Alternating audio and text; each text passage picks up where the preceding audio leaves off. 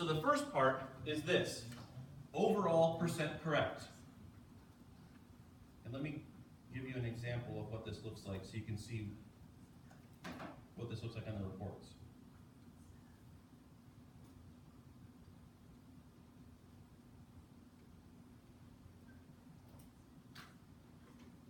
This chart right here, this donut chart, that's the overall percent correct. So right here where it says overall percent correct, whatever performance band we use is going to drive the color coding in this donut chart. If I scroll down and we have these standards, whatever performance band I use here on the standards is what's going to show up for those standards. So I can have a different performance band for the overall score than I do for certain standards. Or you can have it be all the same, doesn't matter.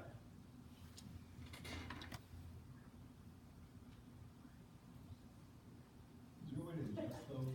Yes, good question. So the next question was, is there a way to adjust those? First of all, to know if you want to adjust them, if you click on the performance band, it will show you what's currently there. So this is a 5-band performance band. It shows you the cutoff points. It shows you what's mastery and what's not. Okay? But if you don't like this, no problem. You can make your own. To make your own, you click here. Add a new performance band set.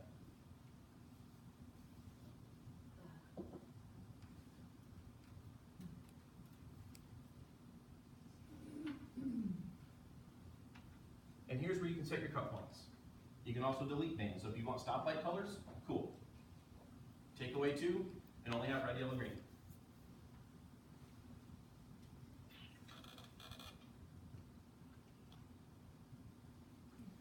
You can change the value, and you can change the label, and you can change the color.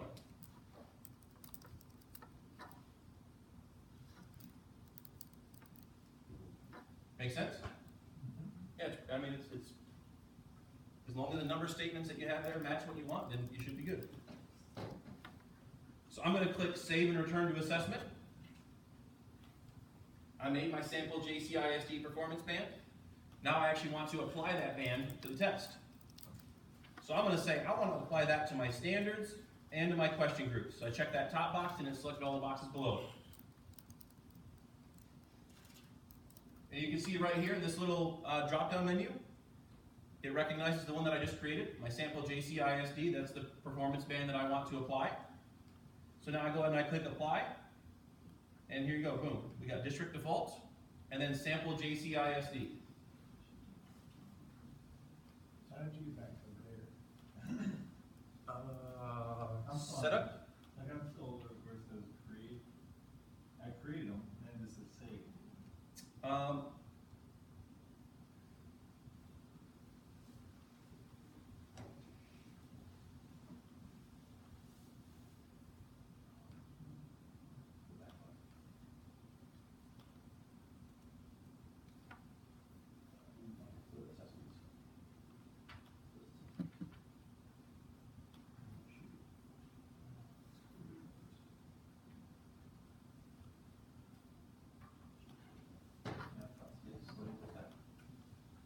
now you're back into the test. You use the test. You know, set up the performance band. So.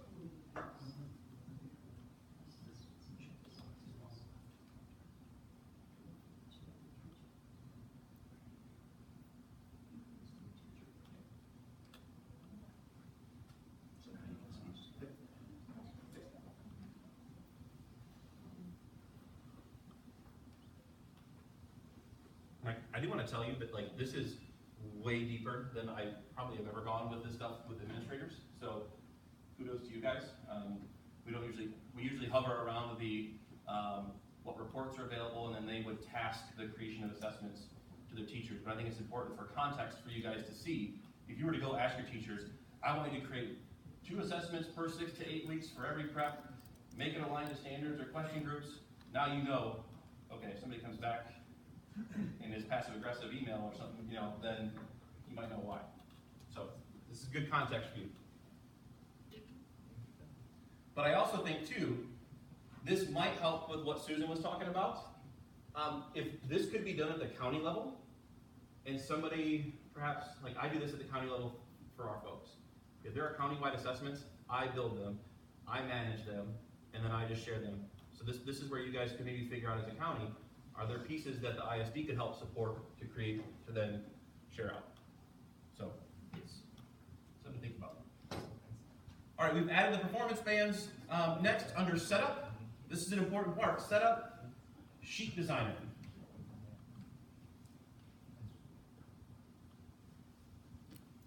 You have to get your sheet together, right?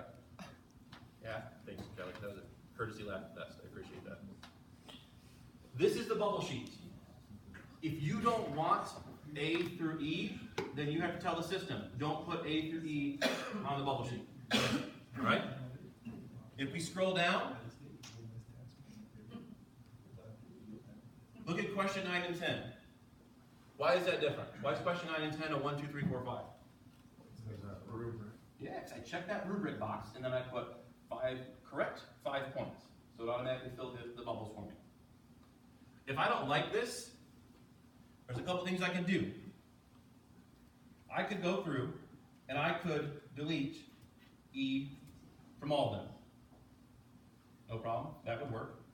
If I wanted to do them in mass, I can check the boxes that I want to edit, so questions 1 through 8, and I can go down here to where it says responses, and I can say A, B, C, D. And if I click apply, it's going to apply those changes to all the other questions. So that's a kind of a way to mass change those. I hate to see people deleting in next line and then deleting. Okay? Now this next part really throws people for a loop. They'll go up here to change number of responses, and all they see are 4, 5, and 9. Like, what if I have 6 questions? What if I have 6 choices? I want to do matching. I mean, what do I pick? There is no 6. See, this is why I hate technology. I mean, then we like get, balls start rolling. Well, what we can do is we can go and choose 9, click apply, and don't worry. Anything that you leave blank on here, the bubble sheet is going to put a circle and then an X through it. So the scanning software isn't even going to look at it. So don't worry if you have more choices than you need. The scanning software, if it sees a blank, it's just going to put a circle and then an X through the bubble and it's not even going to consider it. Okay? Did anybody use the scan with data director in here? Yeah. Okay. If you used to scan with data director, very, very finicky. It depended on the barometric pressure and the wind speed, on if it worked or not. This one, it's pretty easy to use. But it's easy to use because look at they locked down the options. In Data Director, you can choose as many bubble options as you want. You can customize the bubbles. Here, it's 4, 5, 9. And so by controlling some of those variables, the software is a lot more consistent. I think that's it. Sheet design. Next, to Nate's question, what if we want to give this digitally and we want the kids to see the document electronically? Or what if we just want to use this assessment as a file cabinet? We want to upload a rubric, we want to upload a copy of the test, an answer key, because we just want it to be in the same spot. Well, we can go here to materials. So that was setup and then materials. And we can click upload. And we can upload whatever we want. And it's not obvious. You have to click here in this little box to get the little browse box to come up. You can upload whatever you want. PDF, PowerPoint, MP3, MP4. I mean, it's a folder you can upload to.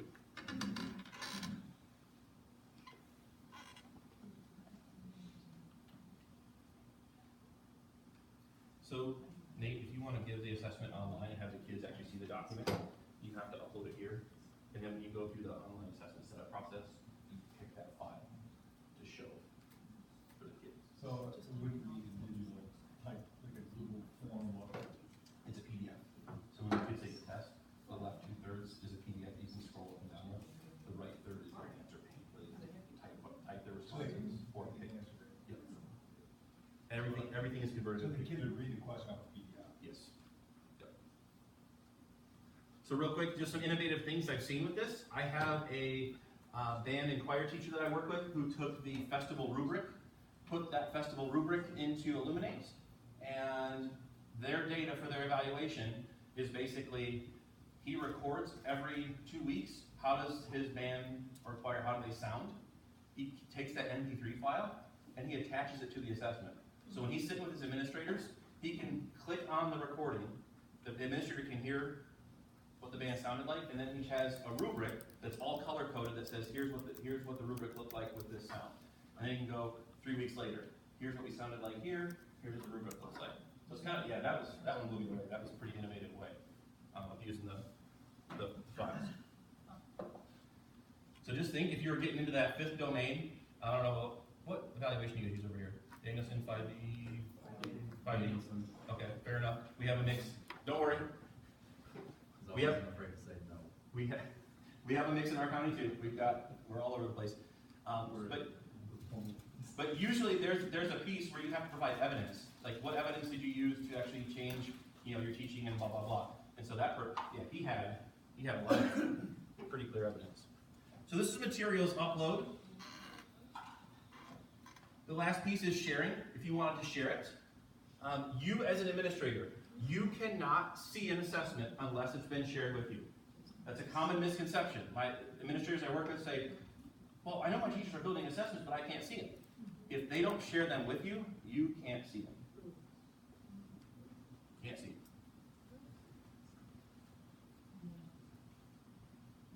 Okay, I'm not going to go into administration. That would take a whole, probably another hour. But I want to get to the item bank assessments that we talked about. Just know, there's lots of ways to give a test. Lots of ways. You can give it on bubble sheets. You can have them take it online. You can have them take it regular, and then you just manually enter their data. That's not fun. Teachers won't love you for that. What ways have you used? Just scanning? Yep, so go ahead and you set up the answer sheet, print off a bubble sheet, and then, you scan it. It's a lot like self-checkout at Myers, but without the M-perks. If they can figure out a way to tie those, that would be pretty cool. I have a 2-second question, right? Go ahead. I'll give you 60 I want seconds. to share the results of my assessment with other members of my math department. How do I link those users to my assessment? Okay, so first, when you go to share, we can choose who we want to share with. Right. And so I would probably share, so I would share with the users, and you can pick which users you want to share it with. The problem that you're going to encounter is, usually teacher accounts are set up so that you can only see data for kids that are on your roster. So if us 4 are a PLC, and we want each other to see everybody's data, you can do what's called a student group. And so you can go into the system and say, I want these 100 kids, put them in the student group, and then I'm going to share the student group with you 3, and then it'll work as you say. So our departments should probably be set up as student groups, math departments, or that department head can have access to data, or? I'm known as the FERPA sheriff around our, yeah, sorry. So, some schools have chose to give all staff access to all kids, which you can do within the system. Personally, I would say with FERPA, do all staff have education need to know to have access to all data for all kids all the time? I would argue no, but it's a totally local choice. So what I have seen that I kind of like is the department head. There is an account created for the department head, and the username is actually CCHS _ math department. And then whoever the department lead is uses that account to run all the reports and then prepare for the PLC. That's kind of an added responsibility for that person. And then what's nice is if that person leaves or is asked to leave or whatever, then somebody else can just slide right in and change the password, use that account, and it's good. So we just set our department head up with this different access. We have a lot of people, we've made totally separate accounts for department heads. Some schools have said, I'm going to give you added permissions because of your role. The problem is if you leave, then I got to go back and give you permissions. So I